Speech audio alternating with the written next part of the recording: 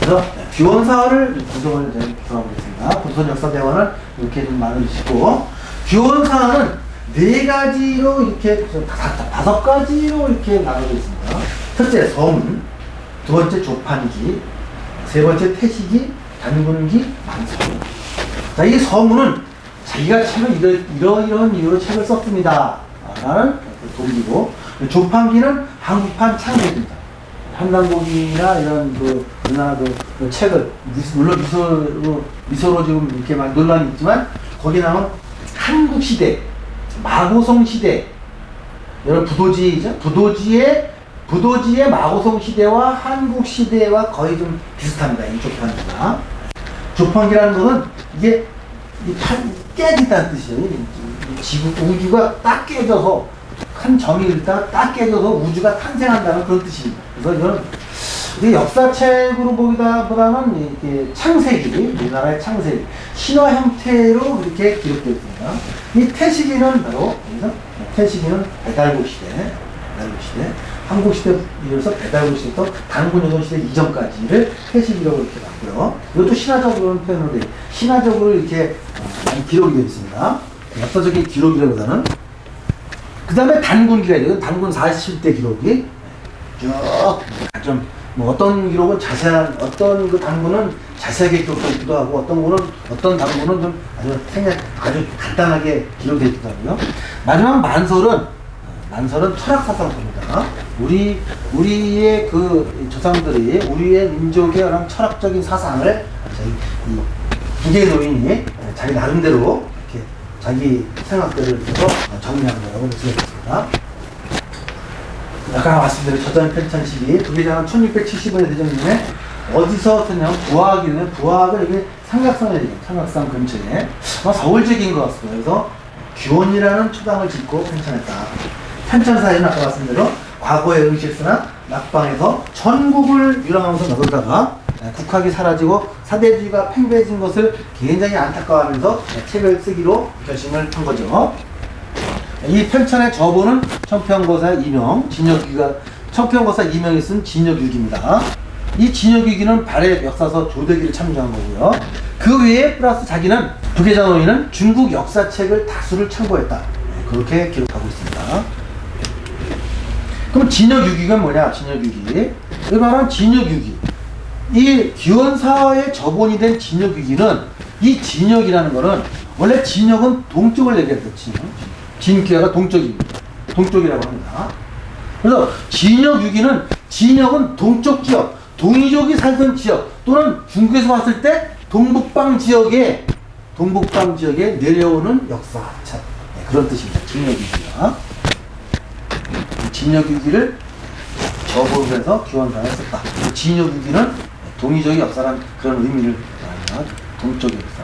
천보산 결의, 여러 데서 나오는데요. 티백에서도 나오고, 1335년경에 모령할 때 이 소존거사라는 사람이 행초미양과 이명과 북의 범장 3명을 데리고, 여기가 지금 천보산, 이게 제 고향에 가까운데요. 이 천보산에서 태수함에서 이 4명이 쓰러져가는 우리 역사, 사라져가는 우주 역사를 반드시 다시 보존해야 되겠다라고 결의하고 천보산 결의라고 합니다. 천보산 결의로 여기서 이 책을 썼다고 하는데, 거기서 결과 이 소존거사가 제공해준 책을 바탕으로 행천이양이 단군서기를 쓰고, 이명이 진역유기를 쓰고, 범장이 북벽을 썼다고 합니다. 여기서 진역유기에서 규원사가 살아나는 겁니다. 세부 내용을 보면 처음에는 과거 낙방이 오늘 서문까지 통했습니다. 서문의 과거 낙방 후에 유랑하기 시작했고, 양난이라는 건 임진왜란과 병자호란의 참혹한 현실을 목격했다고 하는 거죠. 부계전은 이미 과거에 응시하였으나 급제하지 못하니 이에 탄식하여 붓을 던지고 강호를 방랑한 지 무려 3년이 되었다. 발길을 이 나라 구석까지 닿지 않은 곳이 없었으며, 때로는 바다에 이 발길을 내어 맡길까, 바다에 이거는 자살하려고, 작살하려고 비탄에 적기도 했다. 뭐 과거에도 낙방하고 희망도 없고 그런 뜻이었죠.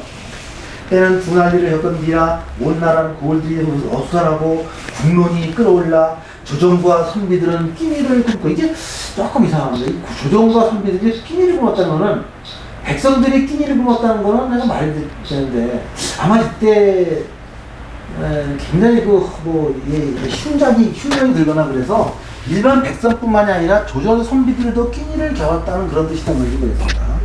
뭇 백성들은 가슴이 그저 분노만을 품고 있었다. 이게 뭐냐면 1636년에 병자호란이 일어났어요.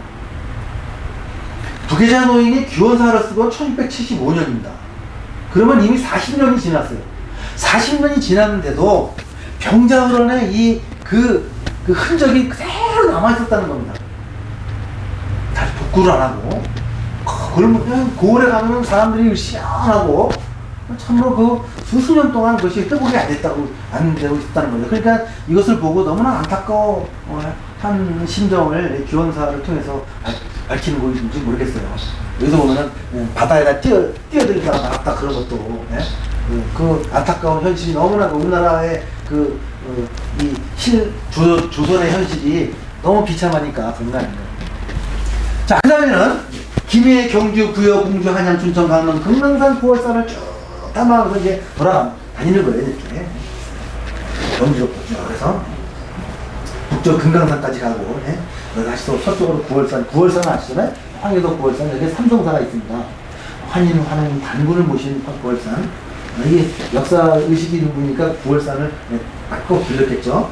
거기를 저도 당장평을 대여하고 삼성사에서 눈시울이 붉어졌다. 아주 중요한 삼성사는 뭐예요? 환해도 구월산 삼성사에 환인환웅 단군을 모십니다. 거기에 환인환웅 단군의 영정을 받겠죠?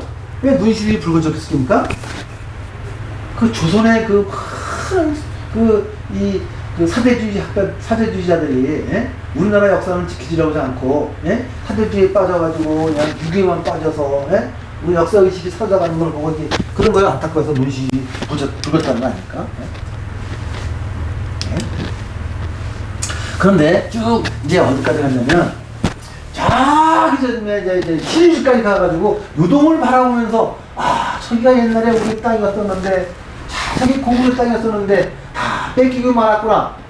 평양에서 신의주 강가를 해서 그런 감회에 접고 있다가 개성으로 돌아오는 길에 개성에서 아내의 부흥을 들은 거죠. 아내가 죽었다는 소식이 전해진 거죠. 또 더욱 비탄해진 거죠. 그래서 아마 결심을 한 것 같습니다. 이제 더 이상의 내가 남아있는 생에 희망이 없구나. 즐거움이 없구나. 그래서 마지막으로 내가 기원사화라는 책을 써서 후손에게 정말 우리의 올바른 역사를 알려주는 책을 남기고 말겠다라고 결심을 한 것 같습니다. 그렇죠? 한 달 난 지나 송병에 이르러 비로소 아내의 부흥을 듣고 급히 집으로 돌아왔으나 더욱 적막할 때 아내가 죽었으니 집에 가족이 있겠습니까? 이에 결심을 한 거죠. 부호, 기원사를 치고 남쪽에 부하. 이 부하학이라는 거는 어린아기를 안고 있는 이런 모습이라고 합니다. 산이 여기 이제 서울의 삼각산에 보면 삼각산을 옛날에 부하학이라고 했다고 해요. 부하 근처에다가 규원을 졌다고 보면 아마 이 한양 이 근처에 양주 쪽이나 아니면 파주 쪽에 그쪽에 아마 집을 짓고 정확한 장소는 지금 잘 모르겠습니다. 그 학설을 널리 뽑아 연구하는 곳으로 역사를 연구하는 곳으로 여생을 마치고자 한다. 무릇 힘으로 남을 복종시키고자 하는 자는 그 힘이 다하면 사람으로부터 배반을 당할 것이고 재물로서 남을 이용하자 하는 자는 그 재물이 다하면 사람들로부터 버림을 받을 것이다. 이것은 자기의 생각을 이렇게 쭉 써내려간 겁니다. 권력과 재물은 이미 내가 가지도 못할 뿐 아니라 또한 일찍이 바라지도 않았다. 권력과 재물은 바라지도 않았다는 거죠. 명예와 권력, 부의 확대을 깨닫고 잃어버린 역사를 바로 세우는데 색을 바칠 것을 나는 그렇게 결심하노라. 그런 얘기입니다. 그리고 또한 수행의 길을 갈 것을 약속합니다. 여기 수행이라는 얘기가 나오잖아. 오직 타고난 성품을 간직하여 뜻을 기르고 올바른 수행의 길을 닦아 공을 세워놓았어. 그래서 우리의 역사는 수행의 역사이기도 합니다. 어느 어떤 학자가 그러죠. 우리의 역사는 정신의 그림자다. 정신은 뭐겠습니까? 우리 조상들이 그 정신을 닦기 위해서 했던 수행 문화, 수영 문화. 여러분 천부경이나 삼일신문화, 참저경의 내용이 뭡니까? 다 수행 문화예요. 네? 뭐지? 우리의 역사는, 우리 민족의 역사는 우리 조상들의 수행의 결과라는 거예요. 북의 노인이 수행을 했기 때문에 우리의 역사를 올바로 바라볼 수 있게 된 겁니다. 그러니까 여기서 보면은 수행을 게을리하지 않겠다. 수행을 게을리하지 않으면 어떻게 됐습니까? 수련, 닦을 숫자. 마음에 때가 끼면 계속 닦아내는 거예요. 닦아내야 역사가 올바로 보이잖아요. 사대주의 학파처럼 그냥 유교가 막 머릿속에 들어가 있고 유교에 눈이 멀고 뭐 마음에 때가 끼니까 우리 역사를 제대로 바라보지 못했던 거죠. 이 북의 노인은 우리나라 북의 노인이 우리나라 역사를 올바르게 바라볼 수 있었던 그 내면에는 이분이 수행을 했다는 겁니다. 네? 수행 어떤 수행을 했는지는 지금 자세하게 나와 있지 않지만 아마 천부경에 나와 있는 그런 수행 방법, 삼일신경에 나와 있는 지강교식 분석 방법, 참저경에 나와 있는 여러 가지 수행 방법으로 수행을 했던 것으로 추측이 되는 거죠. 다음 세대의 후손들에게 본보기를 남기도 하는 거죠. 다음 세대 후손들에게 나도 이렇게 살았습니다 하는 것을 부끄럽지만 부끄럽지 않을 정도로 그렇게 남기고자 합니다. 비록 세상이 다하도록 알아주는 자가 없지, 세상이 다하도록 내가 알아주는 자가 없다 하더라도 또한 성냄이 없을 것이다. 나는 부족함이 없으리라. 나는 성을 안 내겠다. 혹시 오랜 세월이 지난 후에 이 변명을 이해하는 자를 맞추게 된다면 그것이 바로 내가 절박하게 접근하는 것입니다. 무루 섬광과도 같은 청년의 지난 일을 바라보며 한낱 백골로 향하는 인생에서 부싯돌의 불빛과도 같은 시간 안에서 어찌 또 명예와 치욕을 다투겠는가? 찰나 같은 인생 속에서 나는 돈과 명예에 아깝게 그 시간을 낭비하지 않겠다. 참고 수행자 어떤 그런 말입니다. 내가 일찍이 병화와 사대사상으로 나라의 진정한 역사가 사라졌음을 크게 한다는 겁니다. 내가 일찍이 항상 걸어던 것 같이 조선의 근신 가운데가 아주 중요한 내용입니다. 나라의 역사가 없는 것보다 더 큰 것이 없다. 이미 이 조선시대에 일제시대에 우리의 역사가 없어진 것이 아니라 이미 벌써 조선시대 후반기에 와가지고 이 사대주의 학파들에 의해서 우리나라 역사가 없어졌다는 거예요.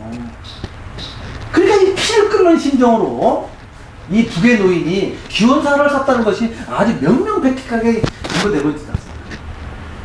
일제시대에는 이미 물론 일제도 거기서 역사 왜곡을 많이 조선사 편수회를 통해서 왜곡을 했지만 이미 조선시대에 이미 우리나라 역사가 없어졌다. 이렇게 한탄합니다. 무릇 춘추가 조작되자 명분이 예? 공자의 춘추만 알게도 그런 말이죠. 바른 계통과 가외의 계통이 나눠지겠고 춘추나 강목 같은 것은 이건 춘추 강목, 동사 강목 그런 거죠. 네, 유교. 한나라의 선비들이 자기들의 사상에 의하여 정리한 것뿐이다 이래요. 춘추나 동사 강목 같은 거는 한나라 중국의 한나라 선비들이 자기네 사상을 정리한 거지 우리 게 아니라는 거지. 우리나라의 경전과 사상은 무차의 방황을 거치며 흩어져 거의 없어졌고 후수의 고루한 자들이 한나라 서적 중국의 체계만 사서삼경 대학 춘추에 대한 서적을 탐닉하여 헛되이 사대와 존화에만을 옳다고 주장합니다.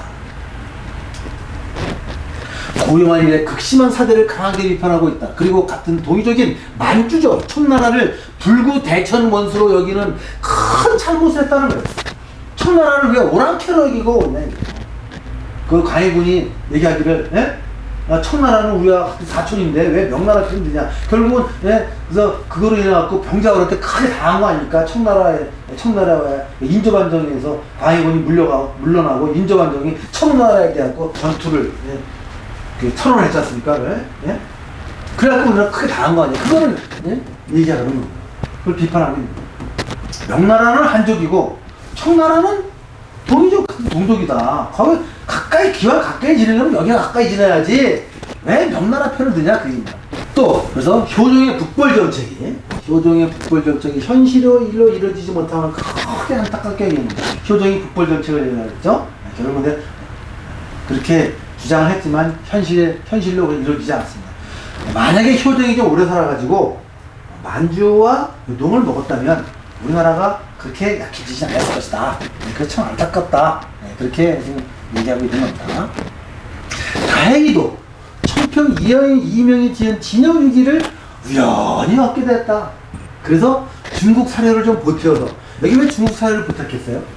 우리나라 역사책이 없었던 거죠. 사라지고. 그나마 중국의 사료를 이렇게 좀 봐야 우리나라 역사를, 올바른 역사를 알 수 있게 됐다는 거죠. 기원사를 쓸 기회를 얻었다. 얼마나 다행인지.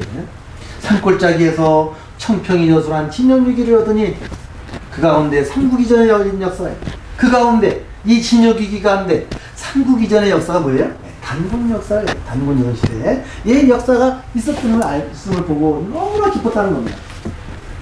비록 간략하게 상세하지는 않으나 한간에 떠도는 구구한 말들에 비하면 잘못 내비치는 기상이 만장이나 되니 여기에 다시 중국의 사설을 전하는 모든 글들을 다시 가려 뽑아서 사화를 지으니 그것이 기원사다.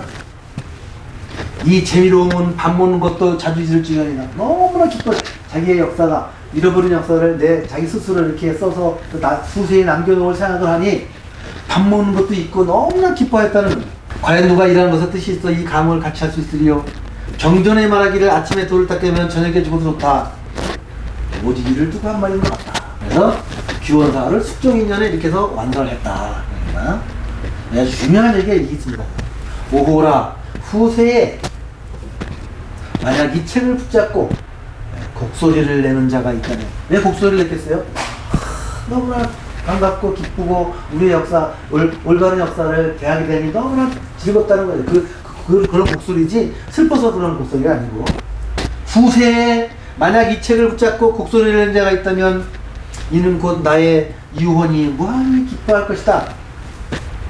숙종이년 을묘년 3월 상순 북의 노인이 기원 초반에서 이 서문을 쓰다.